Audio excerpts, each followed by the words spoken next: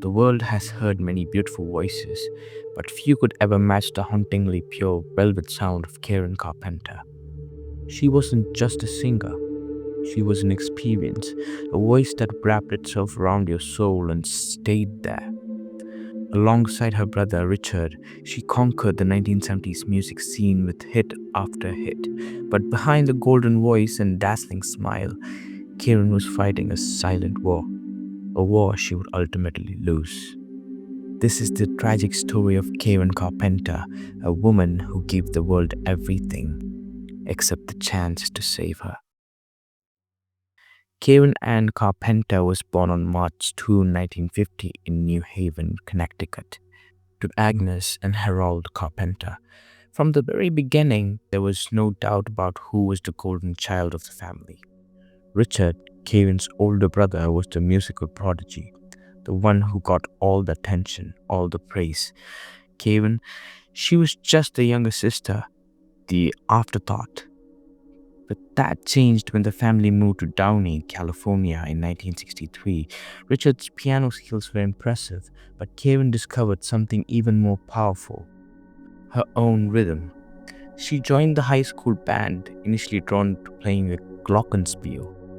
That didn't last. When she saw the drum set, she knew this was it. Karen became obsessed with drumming, practicing for hours on end.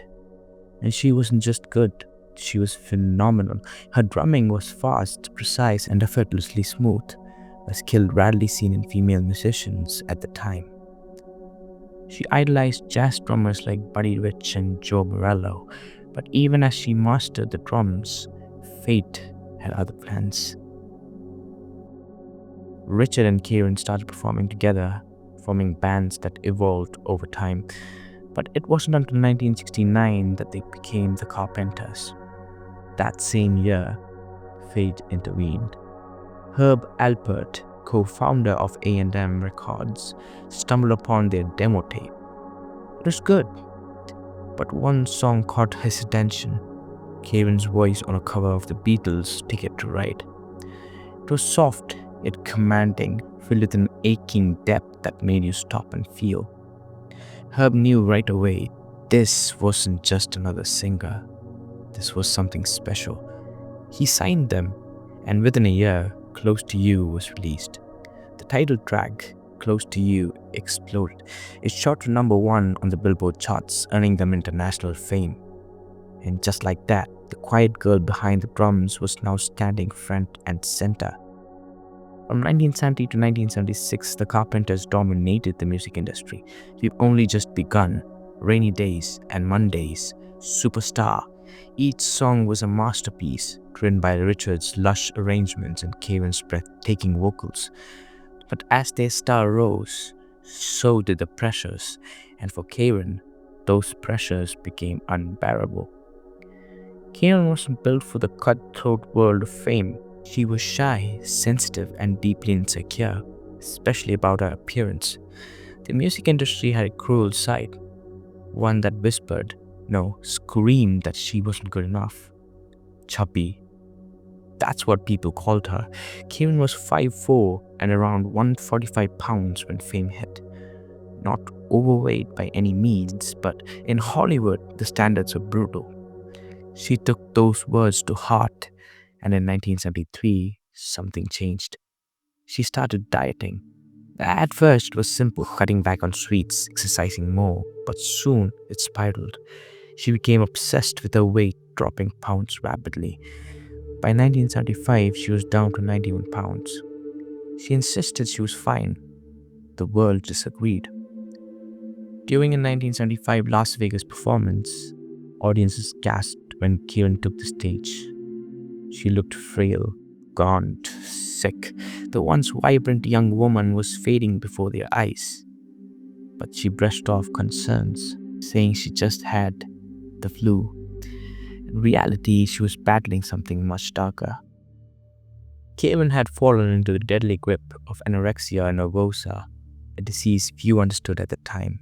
Eating disorders weren't discussed in the 1970s. They were dismissed, ignored, or simply not recognized. Karen's condition worsened. She became obsessed with laxatives, consuming dozens a day. She took thyroid medication despite having no thyroid issues just to speed up her metabolism. Her body was shutting down, but she refused to see it. The press started speculating. The whispers grew louder. Was Karen sick? On drugs? Die? In 1981, she finally admitted she had an eating disorder. She sought treatment, but it was too little, too late. Years of self destruction had already taken their toll. Amidst her struggles, Karen longed for love. She found it, or she thought, in real estate developer Thomas Burris. The whirlwind romance led to a wedding in 1980. It was a disaster. Burris was manipulative, verbally abusive, and worst of all, had lied to Karen about wanting children. She had always dreamed of being a mother, but Burris had undergone a vasectomy before they even met. The marriage crumbled. Karen, already fragile, was left devastated. By 1981, she filed for divorce. By 1982, Karen was a shell of herself. Her body was failing, her heart weakened by years of malnutrition. She checked into a New York hospital, undergoing a controversial treatment that forced her to gain weight rapidly. She put on 30 pounds in a matter of weeks, but the sudden weight gain was a shock to her already fragile heart. Karen returned to California in late 1982, trying to rebuild her life. She had plans: a solo album, new music, a fresh start. But her body had other plans. On February 4, 1983, Karen Carpenter collapsed at her parents' home in Downey. Her mother called 911, but by the time paramedics arrived, it was too late. Karen was rushed to the hospital, but at 9:51 a.m., she was pronounced dead. The cause? Heart failure brought on by years of anorexia. She was just 32. Karen's death was a wake-up call to the world. Suddenly, people were talking about eating disorders. Awareness grew. Families started paying attention. In a way, Karen's tragic end helped save countless others. But more than that, her voice lives on. Decades later, her music still resonates. Her songs still bring comfort. Her story still matters. Because Karen Carpenter wasn't just a singer, she was a force, a legend, a soul that left too soon. And even now, when you hear her voice, it is as if she never left. Because some voices, some souls, are simply unforgettable.